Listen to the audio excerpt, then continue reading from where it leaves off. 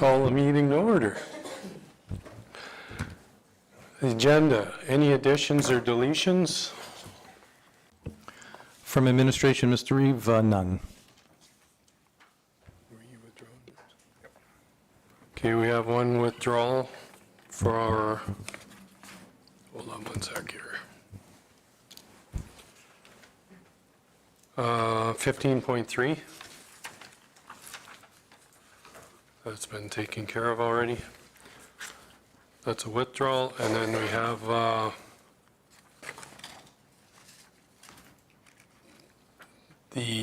it's kind of emergent. It's a letter of support for the Dunmore Association for a pump track, and they need it before the 13th and 14th of September. So we need to throw that on the agenda for, would that be under 12.3?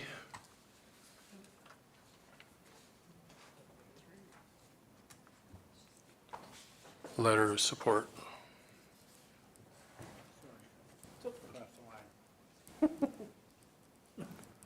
So we got, anybody else have anything? Dustin's moving that with the addition and the deletion. Vote. Mr. Reeve? While people are voting, I would just like to say thank you to council and staff. As you're all aware, my father passed last week. The county was very gracious and sent a very nice bouquet of flowers that are still in my mom's place. It's actually the only flowers my mother kept. The bouquet was actually quite stunning. I'd just like to thank everybody who reached out to me and to the staff and to council for your thoughts, which was a difficult week. Thank you very much. You are welcome. Leslie Ann, did you want the floor for a sec? Yes, good morning, council. I'm pleased to announce that, to introduce Trudy Enns. She's accepted the position of legislative coordinator with the county.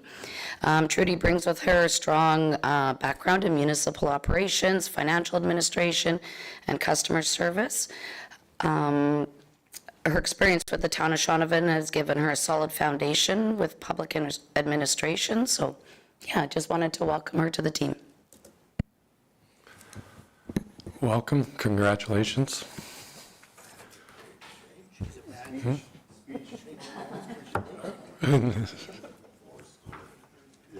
Where's yours? Where does she live? Where does she live? First thing Shane asks. Is it in the city or where? You don't have to answer yet.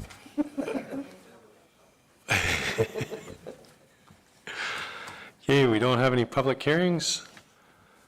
Adoption of the minutes. Everybody read them. Michelle's moving the minutes. Everybody's good with them? Vote.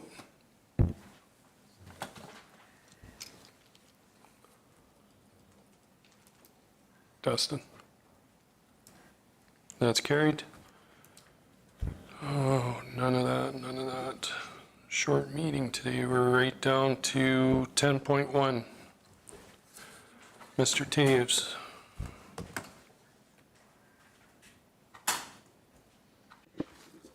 Well, good morning, and through the chair and to council, before you is a request for decision about a tax refund for roll number 2455400.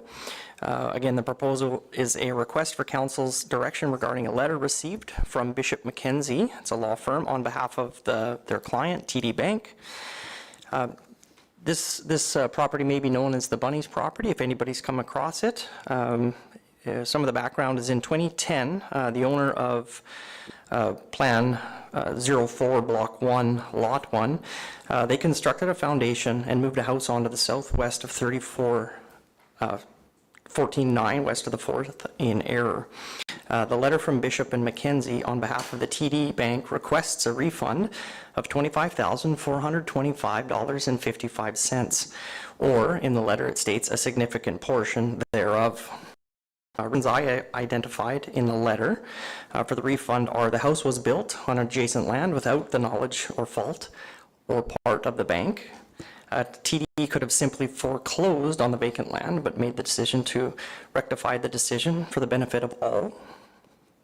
The land swap, has taken longer than anticipated, so there's been significant expenses incurred by the TD Bank, while additional taxes and penalties have continued to accrue. TD Bank will suffer a significant shortfall on the sale of the subdivided land. TD Bank was not the owner of the land when taxes were accrued. So taking that letter and taking an internal look at administration's considerations, we get most of our direction for these things from the Act. Municipal Government Act, Section 304 identifies a parcel of land held under lease, license, or permit from the Crown or a municipality to be assessed to the holder of the lease, license, or permit, or the person who occupies the land with the consent of the holder. Bit of an unusual circumstance, having built a house on the wrong parcel. Being leased from the Crown, the holder at the time, this is probably 2014 or 15, if I recall. But after interviewing both the Crown, the person that leased the land from the Crown, and the owner, they weren't being actively pursued to evacuate the property. So through that, it was determined that there was an implied consent to be on the land. At that time, that's when the assessor concluded that the house and residence was under implied consent. This allowed the assessment and subsequent tax notices to be sent to the homeowner and the residents and not the holder of the lease, where the alternative would have been sending the assessment and tax notices to the holder of the lease, the person that held the grazing permit, and that would probably be a lead balloon, as I'm sure you can all imagine. So further on from the treatment of the assessment and taxes, this kind of came to fruition through the land swap or the subdivision, and that's in the diagram. I don't know if you Les, if you wouldn't mind, excuse me, Legislative Services, if you wouldn't mind. So you can see the land parallel with the tracks. Lot block the plan starts with 04. You can see that was the original parcel, and you can see in the remainder of the triangle at the southwest, you can see where the residence is. And so through this land swap and subdivision and consolidation, you can see that the house is now within the bounds, and that was happening through the planning department and MPC, if I'm not mistaken.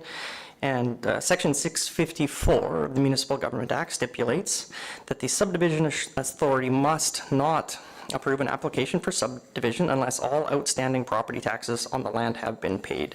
Because the subdivision incorporated a portion of the land with the home, the tax arrears had to be paid. Now, Section 348 establishes taxes owing to the municipality as a special lien, and they take precedence over all other things except the Crown. So Section 348 of the Municipal Government Act says taxes are serious and you must pay them, and they don't go away because you ask nicely, unless council wishes to. So now administration reviewing the scenario, while the circumstances and scenario surrounding the property are very unique. We may never come across one of these type of situations again. We're under the impression or under the belief that administration took reasonable steps to assess and tax the property similar to other properties like it, despite it being such a unique scenario. So you can see there's references to the sections of the Municipal Government Act that I had referenced. Administration is recommending the council deny the tax refund from Bishop and Mackenzie and notify them of council's decision. Thank you, Mr. Taves. Does anybody have, Shane? I have a lot. Number one, this land, I'm president of Pipeline Grazing, and this house is on our Pipeline Grazing lease. The house was not built there, it was moved on. So it was moved on, people did live in it for a couple of years, and then somehow it would come up. I don't know how, everything was missed, like from the foundation and that it was on the wrong piece of property. Even the well, when it got drilled, they were notified that this isn't right. So there's, to my knowledge, and we have not had the letter yet from Public Lands of that swap going through. I've been in constant contact with a lawyer firm out of Edmonton about surveying the new boundary that they're talking about doing the swap with, but nothing's been finalized yet because they haven't come out to survey so we can move the fence. So as of right now, it's still all on the illegal part with no official documents of it being swapped over yet. Yeah, through the chair, that's my understanding, is that would the GM of Intergovernmental Affairs and Planning like to chime in? Absolutely, through the chair. So the Municipal Planning Commission did approve the subdivision application. The subdivision has yet to be endorsed, so it has not been surveyed and has not been registered with Alberta Land Titles. So as it presently sits, the finalization of this sits with the law firm and it sits with the surveyor, awaiting the final conditions to be met. As Director of Corporate Services has mentioned, the payment of the taxes was required as part of the subdivision approval, and it was the understanding of the Planning Commission at the time that this decision was made that those tax arrears would be paid. Richard? I'm going to make the motion that council deny the tax refund requests from Bishop and McKenzie and notify them of council's decision. And my reasoning behind that is that the county administration has already spent money on this, and it doesn't sound like they're done spending money on it, so I see no reason to hand back or over $25,000. Any other questions or comments? Robin? Thanks, through the chair. If they don't pay the taxes, because right now it falls on TD, right? If they don't pay the taxes, what's the next step? Like, they just can't keep the house there. They can't, is it still on the grazing land? Like, at what point, what are the next steps with that? Through the chair, to council, I think the question you're asking is probably going to be a decision of Alberta or the leasee, because while Cypress County has some jurisdiction, in this case it would be on Crown land, and ultimately the future of the home on that land is probably their question to answer. Cypress County can't go and collect tax arrears on Crown land, or the likelihood of success is very, very low. It might end up looking something as what you see. If, let's say, hypothetically, if TD were to walk away, it may end up kind of carrying on with how it looks up on that map today, if I were to speculate. Any other questions or comments? Motion on the floor is to deny. Vote. I'm going to excuse myself from this vote. Being a member of Pipeline, and it has, if it forecloses, it has a direct effect with us down the road. So I'm going to excuse myself from voting. Okay. Any other questions or comments? Vote.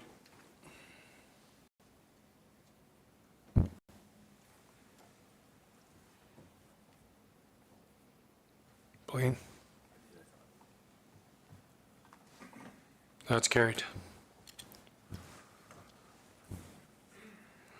12.1. Mr. Hogan.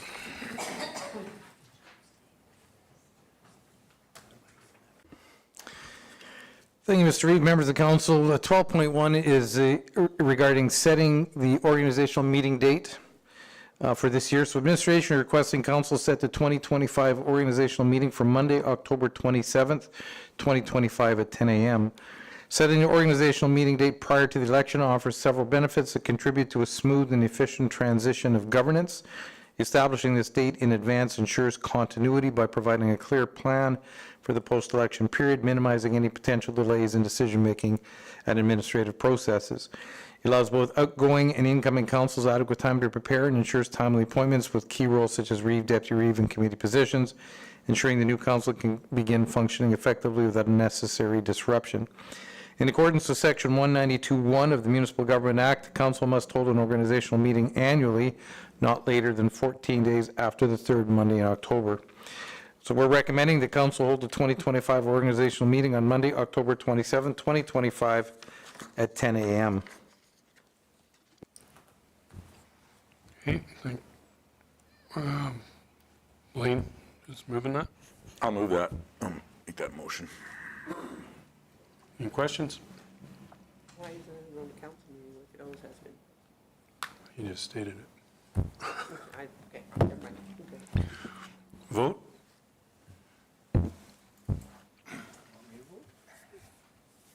Well, you're allowed to vote still. That's carried. 12.2? Thank you, Mr. Reeve, members of the council. 12.2 is regarding dates for training and other council activities post-election, and even actually from today. Following the municipal election, council will be required to attend a series of orientation and training sessions to support a smooth transition and ensure members are prepared for their roles and their responsibilities. A summary of the orientation training sessions and council meeting dates is provided in the table below for council's reference. Tuesday, September 2nd, the 3rd, the 4th, and the 5th of this week are already set for budget deliberations. Tuesday, September 16th is a regular council meeting. Monday, October 20th is election day. Monday, the 27th is the organizational meeting, as council has just put that in place. Tuesday, October 28th is the economic development orientation for council. Tuesday, November 4th is the council orientation.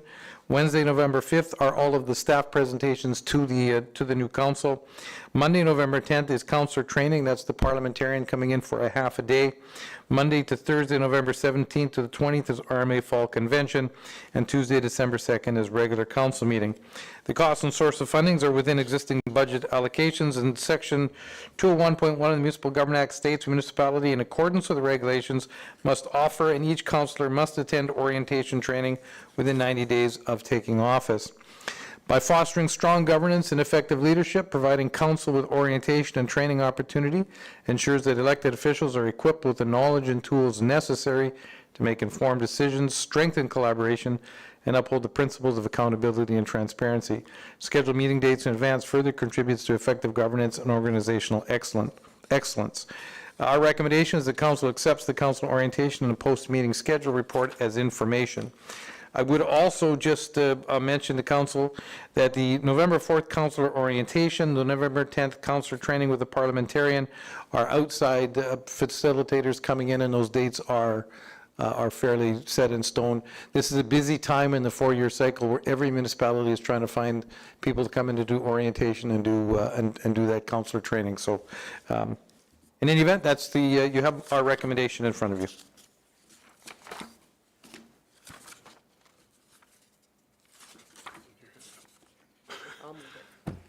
Michelle's moving that for those dates. Any questions or comments?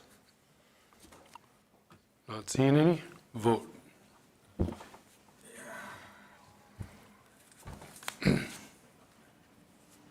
That's carried. Okay, 12.3. Thank you, Mr. Reeve. 12.3 is just correspondence. The only one that I will point out that actually I don't have in my package because I left on my table is the 7 persons. Oh, hold on now. 12.3 is a letter of support that, Oh, sorry about that. oh, Mr. Hogan, sorry. No, I don't have a copy of the letter. Sorry, I got it last night. Found it. All it is support for the pump track that the Dunmore Association's been trying to put in the pump track over on the other side for quite a few years. And they have a chance to apply for the grant application, and the deadline is in September. I believe it's a CFIP one. So they just need to, do you know which one it is?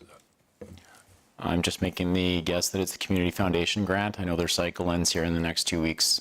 Is that one? Okay. Didn't have it in here which one it was. I was just assuming the other one, so. We've give letters of support before for these, so Dustin.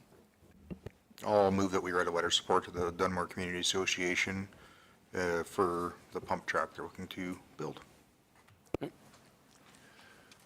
questions on that? I thought you said pump truck. Pump track. Figured that out. Vote.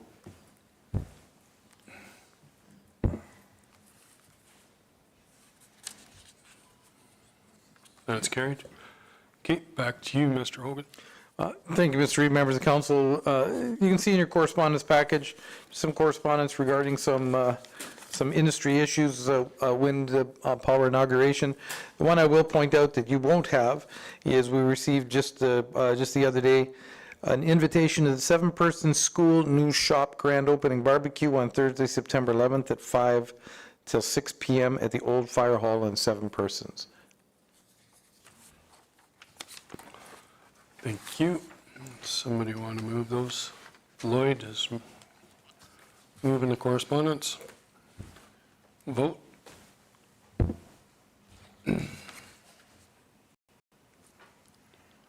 That's carried. Reeve and council report. Not too much. I did what council asked. I had didn't go for supper. I had a breakfast with 2 mayors, Redcliffe and Medicine Hat.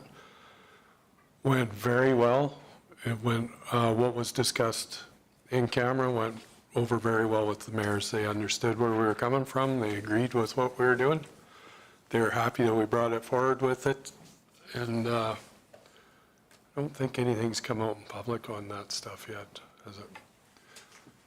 So they were just very impressed that we kept them in the loop and kept the communications open with them, so. That was one thing. Other than that, it's just been work and dealing with signing checks. And, at Irvin on Saturday, I was in the parade with Blaine, Richard, Michelle.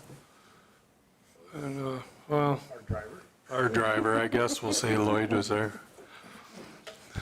He was driving over every pile of steam he could find, but It was very entertaining. it was a good day. Mm-hmm. Other than that, Robin, you want to start? It was pretty quiet. Blaine, with the coffee that we had with Blair, with Blair and Kathy there, that was between now and the last meeting, hey? We had a was it before the last meeting? Okay, everything's just blending together. Then I have nothing else to report, so.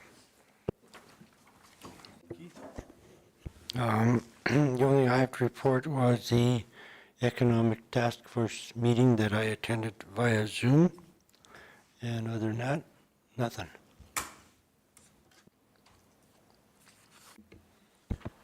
Yeah, pretty quiet days. Last little bit, just dealt with some phone calls and complaints about graders and graveling. And just discussed with landowners, and it's all good. Let's see, since last meeting, I had a short grass library meeting. I also had a executive FCSS AA meeting. Then we were discussing what, we're doing a bylaw review, so it came to us to, see what's going to the board and what we can agree with and all that kind of stuff. We went to the parade with these guys on Saturday for Irvin. And I think that's about it. Yeah, I'm done. Richard? I also, as Dan said, participated in the Urban Post Days. The parade was good. There was a lot of people that attended. It was quite nice. And then afterwards, joined Blaine over at the Urban Library. He was cooking hot dogs as a fundraiser, and visited with quite a few people. At the end of the day, they tell me 300 people went through that library. So We did get numerous pats on the back for the building, the facilities, the playgrounds was just, yeah, really busy and people doing their picnic stuff. And then the next day, on Sunday, I went out to Elkwater, and Elkwater Community Hall had a fundraiser. They were doing $5 hamburgers at around 5 o'clock. I guess I missed Lloyd. He was gone until I got down there. But again, a big turnout, lots of positive people, lots of people saying good things about what the county has done. And I even heard some comments. I think they liked that, their counselor that works that ward, so that was nice to hear. Yeah, so good job. And that's it. Would you pay to get that? It's coming. Blake? Yeah, on, I think the 21st, we had a library meeting, me and Lloyd and the girls, and we just discussed our disbursements to Shortgrass and to the other libraries, so that's all been taken care of. Also discussed the budget going forward through the library, so that'll be coming later in our deliberations. And also, yeah, I was thanked to Dan and Richard and Michelle and Lloyd to come accompany me at the Irvin Parade. It was really well attended, as they said, and it was a beautiful day. Also volunteered in the rodeo, helped out with the rodeo the next day. That was also very well attended. It was packed house there, so yeah, fun had by all on the weekend down at Irvin. Mr. Juan? Thank you. Well, not really that busy. Had the library meeting. And then, as was said before, I went to Irvin. And I really want to thank you for letting me drive that fancy car of yours. That was nice. Wouldn't be very expensive to wash the tires. And I attended the Elkwater Community Association meeting on Sunday. And then while we were in Irvin, I had a conversation with Justin Wright, our MLA, who advised us that he had gone back out. I remember, if people remember, 2 years ago, myself and the Reeve and the Deputy Reeve met with the Minister Todd Lowen and Justin out at Elkwater, and we went for a tour at the Willow Creek area, and he wasn't very happy with it after being told that the park had been doing a lot of Fire Smart programming out in the bush there, and it hadn't been. So anyways, after that meeting, I was in the understanding that a lot of that was supposed to be done, and so did Justin. Anyways, he went out there and he took pictures and did a report up and sent it to the minister. And my understanding, it wasn't a very polite report. So I'm kind of waiting to see what happens if we hear anything back. But he was pretty upset because nothing has been done. And that's that was kind of interesting. And that was about it. Oh, the other thing I was going to bring up, on the last meeting, I was saying about one of the captains in the Elkwater Fire Department text from Scotland about a fire from the satellite system that detected it on some land just close to the park. I was wrong on the location. I had talked to him earlier, a couple of days before, and he was telling me he was going to Scotland. And then at Elkwater, when it came up, one of the fire guys told me that he was in Scotland. He was actually at the airport in Calgary, getting on the plane. So I just wanted to clarify that, but I thought it was still good of him to do what he did from Calgary. Not a whole bunch for me. Did take and made it out to the antique tractor pulls on Friday night at Irvin. That's a really cool event they put on out there that I didn't really know about. Couldn't make it Saturday, unfortunately, but then also just we, as a family, we went up to the Cale Porteous Splash Park in Blue Island that Cypress County sponsored through CAP funding a couple years ago. And I want to say that's a very, very beautiful facility they have up there, and it's very well taken care of. Also, Cypress County made a Facebook post about Highway 3 and shared the link to their site, and that kind of opened Pandora's box for me the one day. And I don't think I've ever received so many phone calls in one day as I did that day. But I've tried to inform our ratepayers that as a county, we are working towards getting some information from the government to get put out. And my cell phone did eventually go dead and it stopped, and I didn't bother charging it. So that was good, but it was crazy. I probably got close to 50 phone calls in a couple hours time. So it was, I really hope they come out with some information for the public soon. But I have heard that they are setting up meetings with some of the directly affected people now. So that's a good thing, I suppose. Thank you, Dustin. Okay, one thing I forgot to add, I have something going tonight. Mayor Kilpatrick and I are presenting at the City of Medicine Hat we're introducing the umpire for the composting. We're just introducing him, and he's coming in live so that he gets a chance to explain everything that's going on there. So as a region, we're finally getting that into the city so they can see and understand.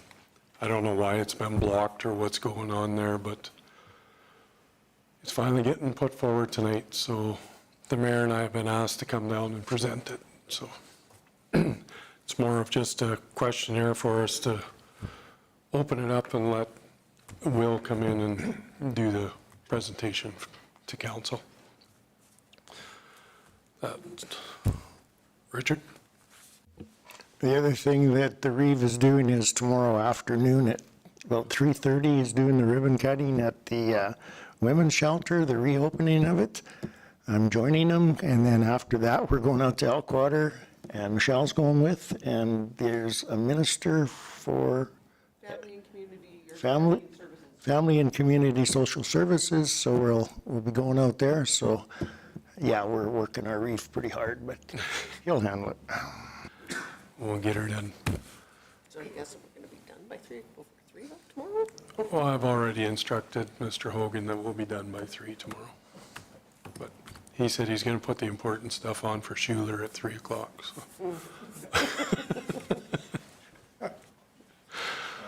Hey, somebody want to move? Lloyd's moving the reports. Any questions on them? Not seen any. Vote.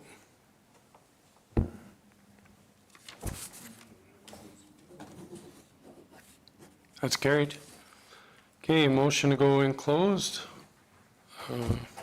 Richard's making that motion. Vote.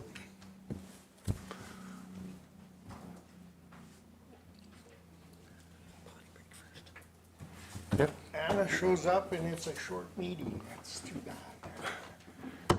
Well, We want you, Bye, Anna. we want you here. okay, we'll take a quick 2-minute break.